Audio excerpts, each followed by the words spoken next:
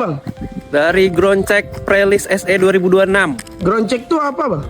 Apa itu ground check? Ground check adalah pengecekan langsung ke lapangan untuk memastikan sebuah usaha benar-benar ada dan masih beroperasi. Sebelumnya, BPS sudah mengumpulkan daftar ratusan ribu usaha melalui berbagai sumber data. Tapi data tidak boleh hanya dicatat, harus dicek. Kenapa itu penting? Karena data yang akurat membantu pemerintah mengambil keputusan yang tepat bagi dunia usaha dan masyarakat. Ground check berlangsung dari 12 Januari sampai 28 Februari 2026 sebagai bagian dari persiapan Sensus Ekonomi 2026.